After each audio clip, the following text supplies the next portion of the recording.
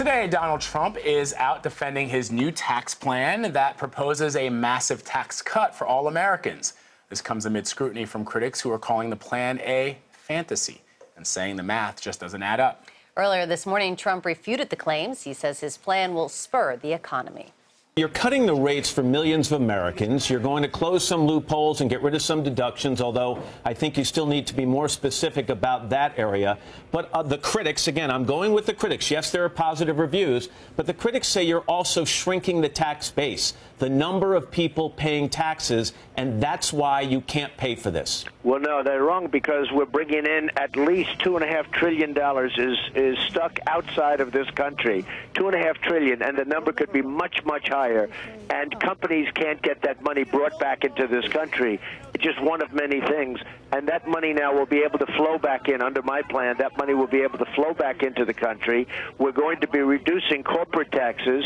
Jobs will be created. The economy is going to expand tremendously like it hasn't since Reagan, but probably even before that. This will be a rocket ship for the economy.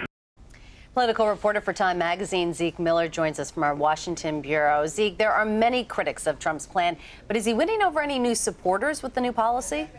You know, certainly he's making a populist appeal with this plan, taking 75 million people by his own count off the tax rolls. That's going to appeal to a lot of Americans, potentially, if that's their most important issue. But really, you know, what this does is just reinforce the Donald Trump take no prisoners style of campaigning. He's willing to attack every sacred cow.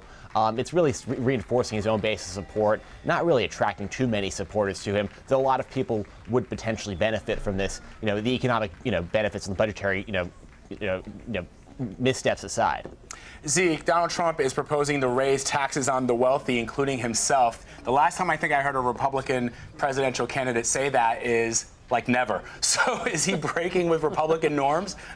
Well, it's a great soundbite, but, you start adding up the numbers, and it doesn't quite fully make sense. I mean, he would bring the top tax bracket down, which he fits squarely in when he earned $250 million last year, more than $250 million. It would take that rate down from 39.6% down to 25%. That's a savings of $37 or so million. I did the math earlier. That's a lot of money, and that doesn't, eliminating the deductions on somebody in his income bracket doesn't make up for that anywhere near to the point where Donald Trump would actually pay more in taxes. That said, he'd certainly be getting more of a tax cut than Jeb Bush would get under his own tax plan, which would have been about a $3 million savings last year. So it's a great soundbite, but the numbers don't quite back it up. Zeke, Trump heads back to Fox News tonight after boycotting the cable channel last week. Is this on again, off again relationship just a big publicity stunt? Absolutely. I mean, Donald Trump loves to feud with the media. I mean, it's great for him. It's great for, the media ratings. It's great for his own personal poll ratings. He can't, he has to, if he feels there's a slight or a supposed slight, he has to respond and, sort of respond tenfold, because that's the Trump brand. That's what everyone has come to expect from Donald Trump so far. If he doesn't bring that every time, a TV hit on Bill O'Reilly gets canceled, then who is Donald Trump anymore? So, this is obviously, maybe there's some concessions that he's going to get out of this, but certainly, this has always been about the publicity around this. It's not about any perceived, frustration with the network. So, Zeke, let's turn to Jeb Bush. There are reports out today from Politico that his camp is urging donors not to jump ship. He's been slipping in the polls. There were those remarks that were made about African-American voters and low-income voters, wanting free stuff. What's the deal? What's going on in that camp right now? Certainly there's a lot of frustration among Jeb Bush donors that, he's raised $120 million that we know about, and probably in the order of $150 million once the next quarter of financing is in, and probably maybe even more than that.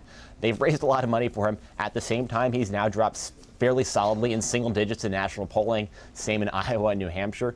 They're not quite at that break glass moment, but they're like, what has that money gotten you so far? And they've seen some of those unforced errors, whether it be his comments about Asian American immigrants, the comments about free stuff last week, and they start saying, well, Jeb Bush's whole message was about enlarging the Republican Party primary base, particularly with his appeal to Hispanics and Latinos, and that would be a sign of a new type of Republican Party, a new message, a new tone. And in fact, he keeps making the same mistakes that Mitt Romney did. And so they're saying maybe, hey, Jeb, turn it around now, or else we're going to start looking around at some of the other folks who maybe can do this better than you.